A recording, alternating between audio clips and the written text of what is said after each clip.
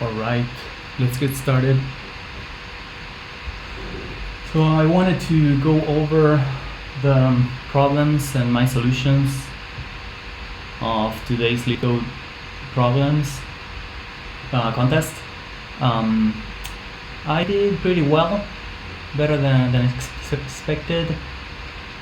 Got 11th place. Finished in under 16 minutes.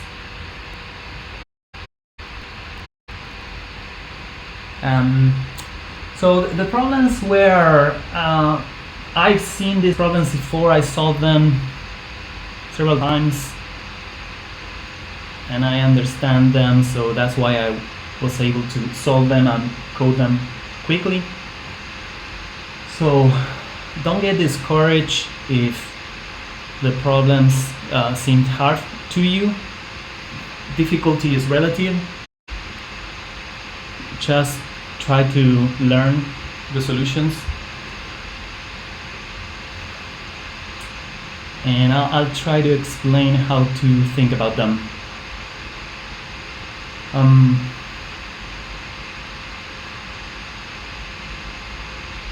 So let's get started.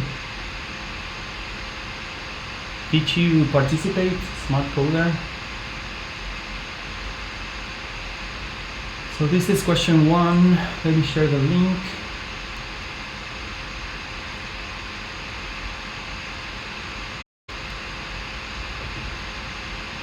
Check if array is good.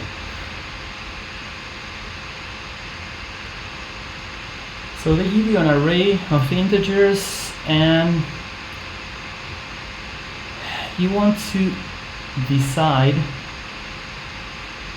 if it is a permutation of some type of array, which is defined here, which has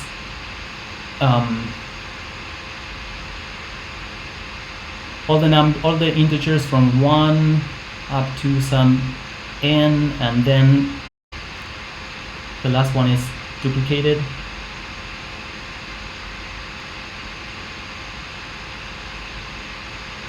We have some examples. So this one is pretty straightforward. I mean, the idea is you know the target, you're given the target. So what I do is I generate the target and then I want to compare it to the input. But to know if there is if it is a permutation of this, I can sort the input and just check by equality, and that's what I do here.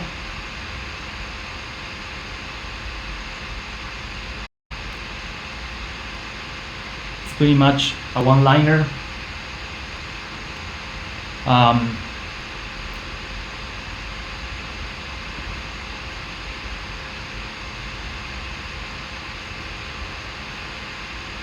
So I don't think there's too much to add for this one, unless there's any question.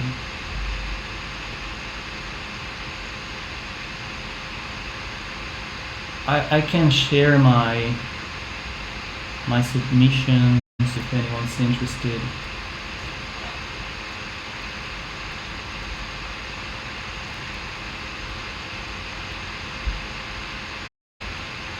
So question number 2.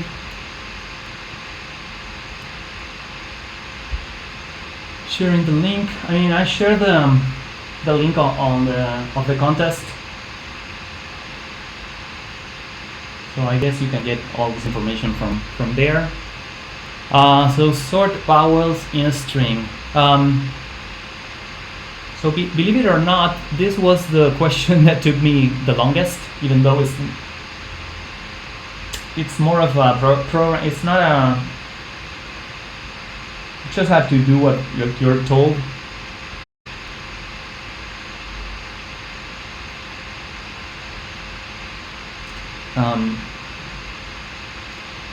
So it took me.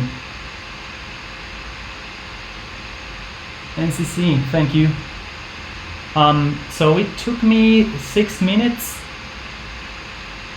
If you check the difference between Q1 and Q2, and it took me only 3 to solve Q4, half the time.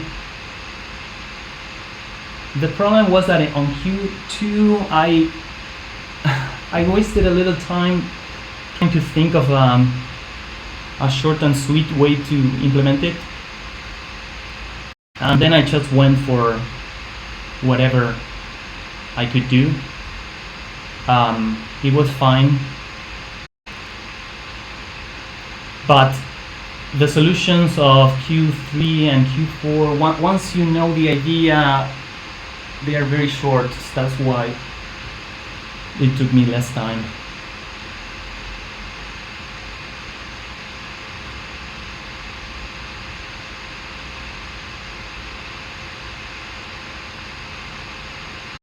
You should have saved like 3 minutes with yes.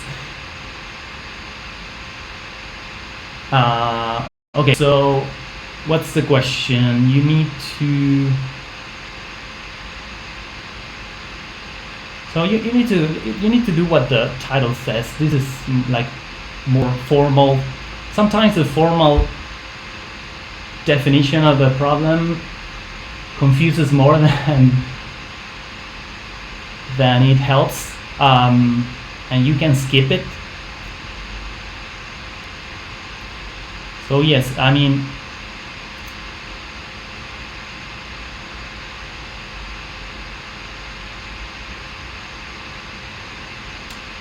so I say that this is not the cleanest because I went over the string twice. I did 2 passes and checking for vowels.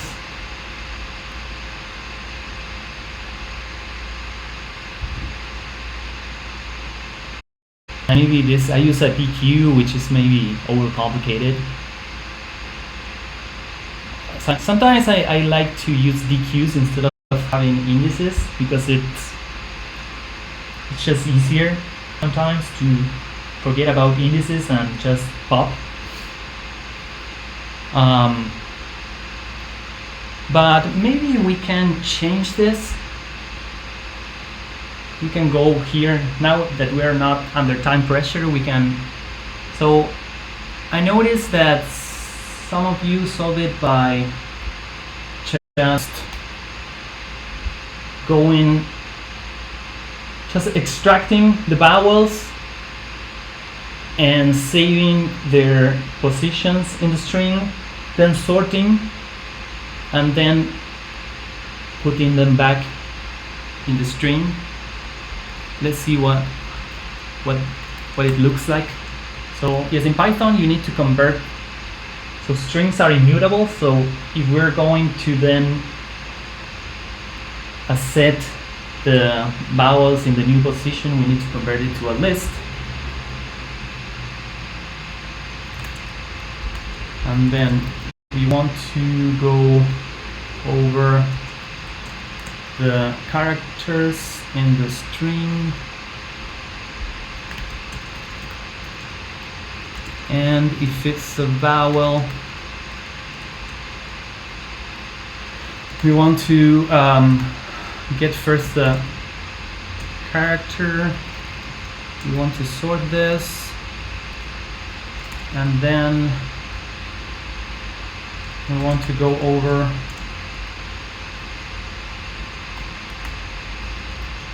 this and we step over the character and we turn it into a string again. Let's see if it works.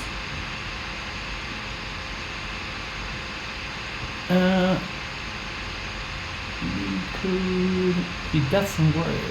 What did I do?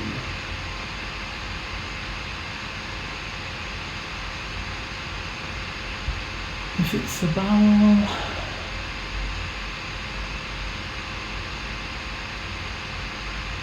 oh yeah, this is the old index. So I'm not changing anything, right? I'm not changing. I need to enumerate again.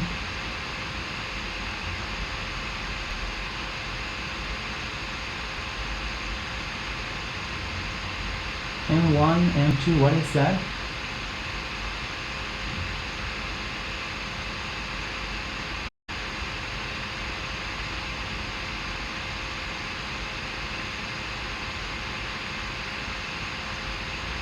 Oh, it's because of the fan noise.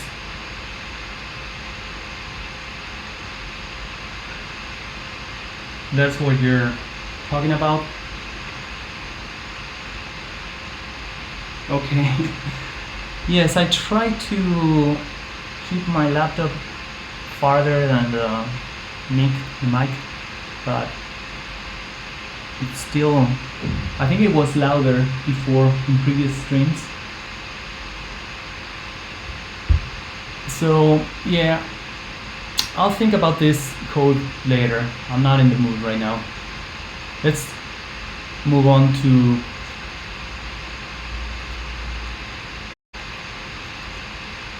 the best computer in history. We have a fan here.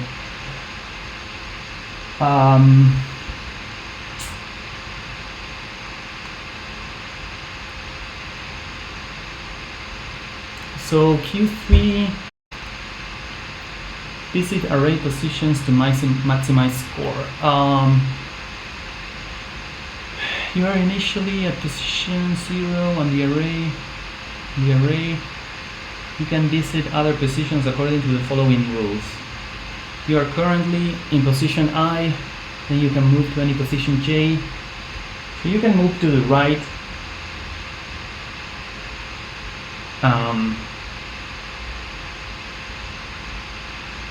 And for each position that you visit, you get a score of nums of I. And then if you move from a position with odd value to an even valued position, or vice versa, if they have different parity, you lose X. And you want to maximize the total score. And they clarify this, that since you start at position 0, you already have that value in your score. And the size of the array is 10 to the 5. This means that you cannot do something n squared.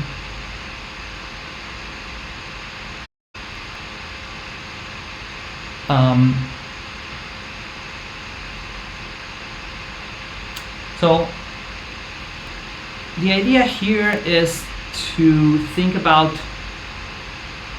so this looks like you need to generate a subset of the elements, and you at every point you decide whether you visit an element or not. Some people call this take it or leave it DP. The only catch is the third condition, the third rule, because it doesn't depend only on the current element. If you decide to take the current element, you can add its value to the score, and that doesn't depend on any other elements. But to know if you lose a score of X, you need to remember the previous element that you visited. The problem is that if you remember the exact element that you added, that you visited previously, then you would have too many sub-problems in your recurrence. like I say, you can't do something quadratic. If you have two indices of the array, then you'll have n squared subproblems. But you only need to know the parity. There's only two parities, even or odd. And that's the way that you compress your subproblems and you make it linear. So the number of subproblems, in that case, it's going to be 2 times n, the length of the array. And the transitions, you only have 2 options. You take it or leave it. So it's 4 times n, which is O of n. And in Python, you can implement this very concisely with memoization by using the cache decorator.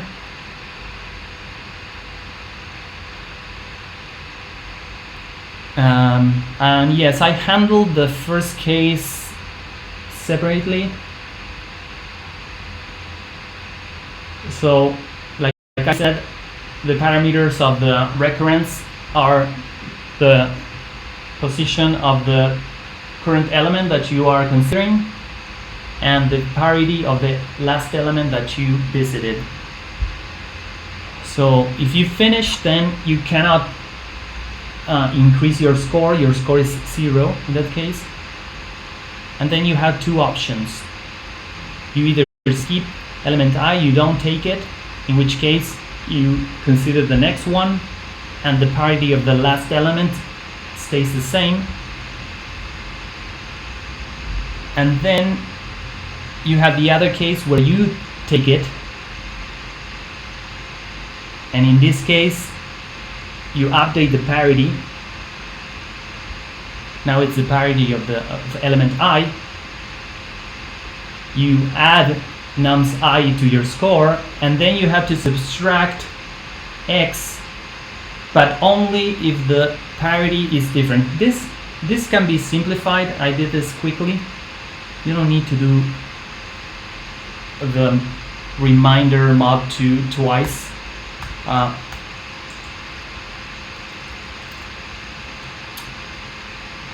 So this is going to tell you whether it's going to be 0 if they have the same parity.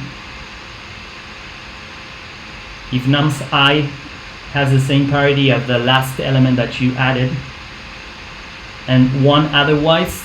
So when it's 0, x will be cancelled, and when it is 1, you will subtract x. This is not necessary. You can just do an if statement. These are some tricks that you learn. Let's see if it works with that simplification. It does.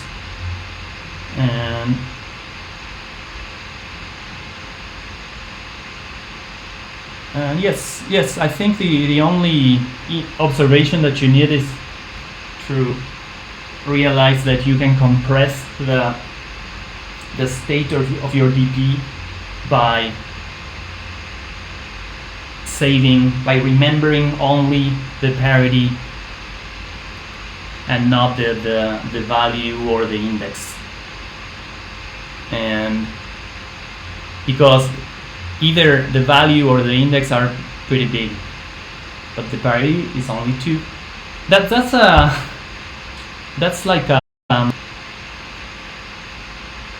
general concept in problem solving. Every time you can break things down into, you can think about the parity of things. Things become easy because there's only 2. Like sometimes you can partition objects into 2, like graphs, bipartite graphs,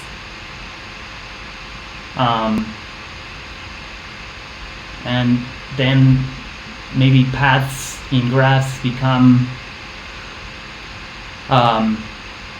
alternating from two colors. I don't know. There are many cases in which you can do that. Parity is always interesting. If you see something that can be categorized into two things. Anyways, I mean, in this case, it's pretty explicit. So let me share my code in case anyone wants to check it out.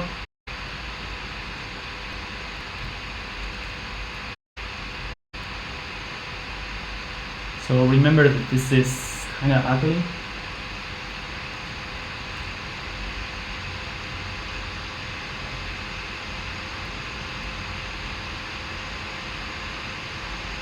And then Q4.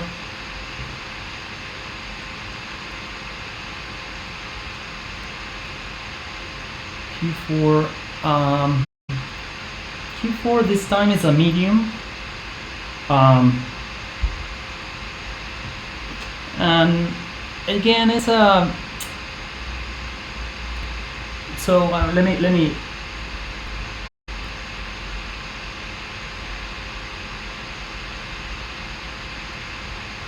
Yes. I don't know why, to be honest, why you would need to save the powers.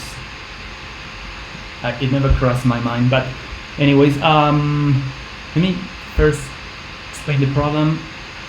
You're given two positive integers, n and x, and you have to count the number of ways that n can be expressed as the sum of the xth power of unique positive integers. In other words, the number of sets of unique integers were, well, I mean, again, this is a formal definition.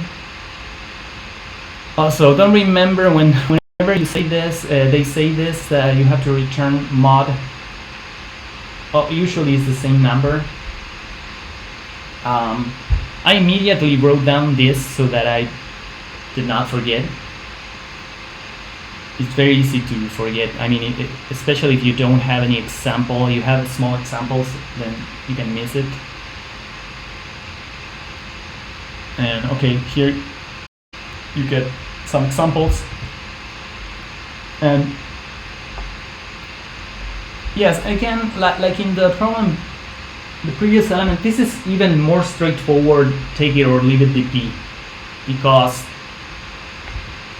you have to go over all the values.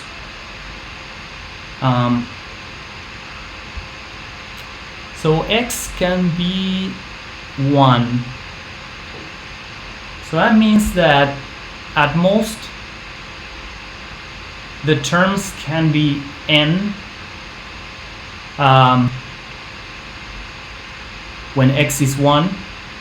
So you basically need to go from 1 to n, and at every point you decide whether to include this value to the current value to the sum.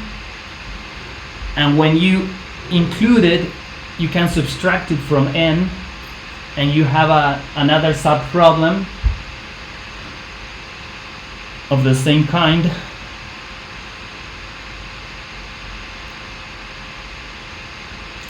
And if you go increasing, here I have k, which is the number that I'm considering, and n is the number that I want to add up to. And I'm going from k equals 1 until it is too big, which is this condition. You have two base cases. If there's not anything to add, then there's one way to do that. It's the empty set. And if you already exceeded for the current k, you're already over n, then there's no way to add up to n, so there's 0 ways. And then again, you can take it or leave it. Here you leave it, and here you take it, and in this case you add up those 2 ways, and when you take it you need to subtract. We already know this is not going to be negative because of this condition, and then remember to mod it, and that is pretty much it. I don't think I can simplify this.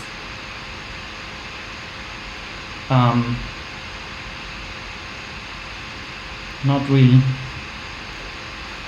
without making it more complicated in some sense.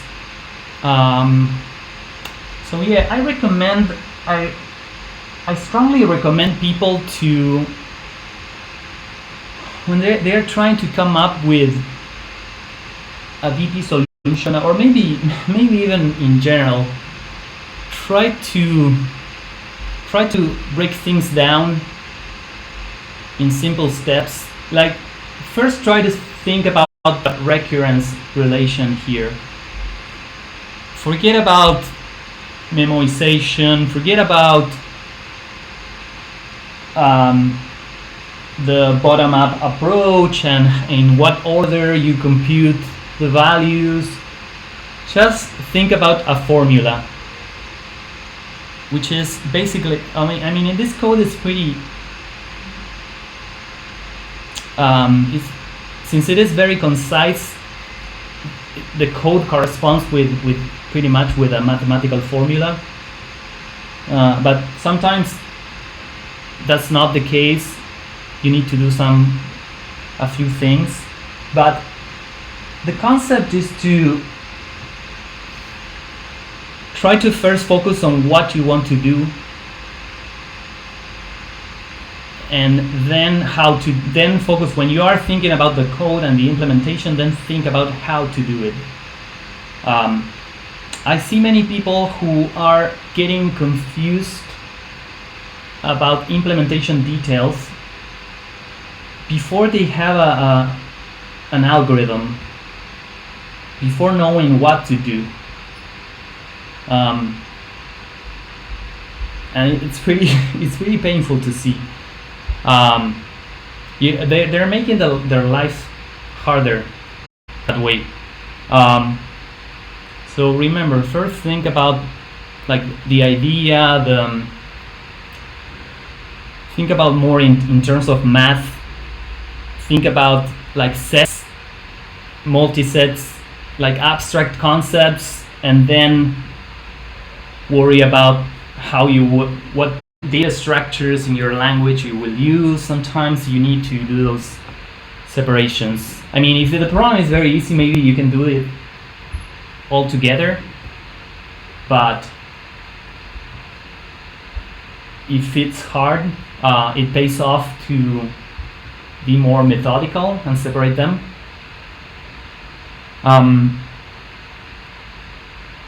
And again, in terms of attitude,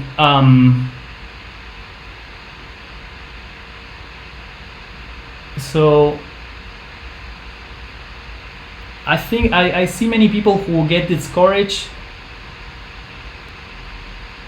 because they compare themselves to the top ranked competitors, and try to compare yourself to yourself. Try to see if you are improving compared to previous contests. Don't worry too much about the number of questions that you solve, because the questions, I mean, in this case Q4 is a medium and it's a well-known problem. So many people solve it very fast. Sometimes it is harder, relatively harder. I think it's better if you want to know how well you did is to look at the rank and look at your rating, which is it's a measure of your performance. That's if you want to get better at contests. You can also do this just for fun and forget about it. So yeah, those are my 2 cents in terms of attitude.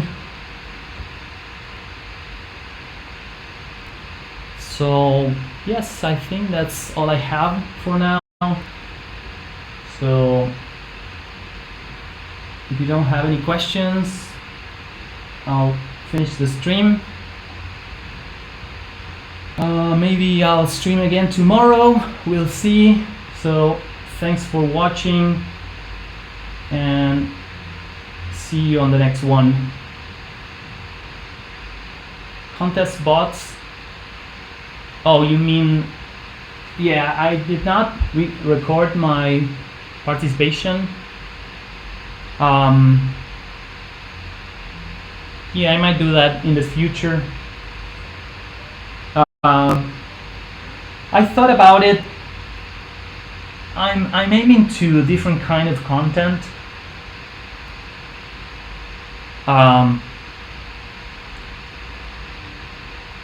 I try to give some insights on the problems, and so I like to think a little bit about the problems before the stream so that I can think about ways to explain it that are not immediate. And maybe during the contest I solved something intuitively, and maybe I cannot explain what I did, and for the stream I try to think about it and think about the strategies that I might have used unconsciously, because I want to teach only. We'll see. So yeah, thank you Smart Coder and NCC for the support, and see you on the next one. Bye bye guys.